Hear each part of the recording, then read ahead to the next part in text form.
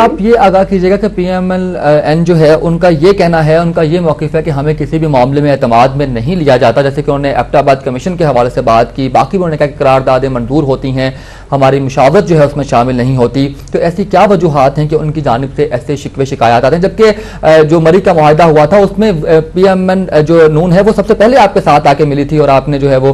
جمہوریت کے حوالے سے ایک معاہدہ سائن کیا تھا. اب پھر کیوں جو ہے لیکن اس وقت نیت شاید ٹھیک تھی اور آج نیتیں جو ہیں وہ خراب ہو چکی ہیں. میں نے پہلے بھی کہا،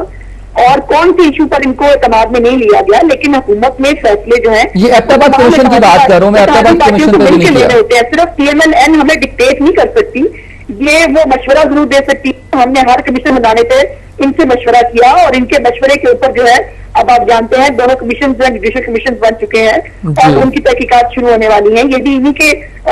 مشورے کے ساتھ ہوا، لیکن یہ کہا جائے کہ 100% صرف جن لوگوں کے ہم نام دیں گے وہ کمیشن میں ہوں گے جس طرح ہم ڈکٹیٹ کریں گے، تو ہم ساری ڈکٹیشنز نہیں ہوتی ہیں پالیٹکس کے اندر. پالیٹکس کے اندر پیسفل نیگوشیشنز ہوتے ہیں، پالیٹکس کے اندر ڈائلاگز ہوتے ہیں، ڈکٹیشنز نہیں ہوتی. اس میں یہ دیکھیے کہ جب ایبٹ آباد کمیشن کے حوالے سے بات سامنے آ رہی تھی تو اس میں even chief justice of Pakistan کا بھی یہ شکوہ تھا کہ میرے سے بھی جو ہے وہ جسٹس جاوید اقبال کے بارے میں نہیں مشورہ کیا گیا، ان کے بارے میں نہیں پوچھا گیا. میرا خیال ہے اس سے بات کرنے کی اس لیے ضرورت نہیں ہے کہ آپ جانتے ہیں وہ کل ہو چکا ہے، دونوں کمیشن جو ہے بن چکے ہیں، اب ان کی تحقیقات شروع ہو گئی ہے، ہمیں آگے چلنا چاہیے. لیکن اب بھی بالکل آپ نے بالکل ٹھیک پوائنٹ پہ بات کی ہے کہ جو ہے اس سے مشاورت مکمل طور پہ کی گئی. اب اس میں اپوزیشن کی طرف سے ایک نام جو ہے کمیشن کے اندر وہ بھی شامل کیا گیا، لیکن ٹوٹل وہ یہ کہیں کہ 5 بندے ان کی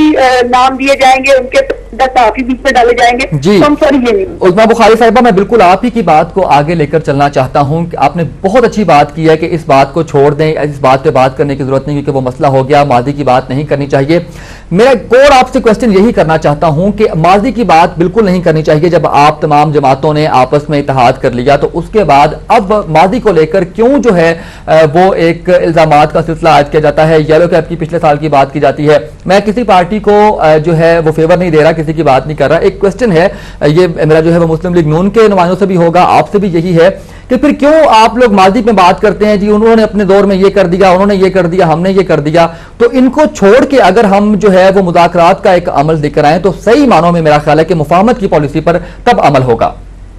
دیکھیے اگر تو سیاسی ایشوز کے اوپر بات کی جائے تو میں نہیں سمجھتی کہ وہ بری بات ہے، اور مکمل طور پر وہ ہمارے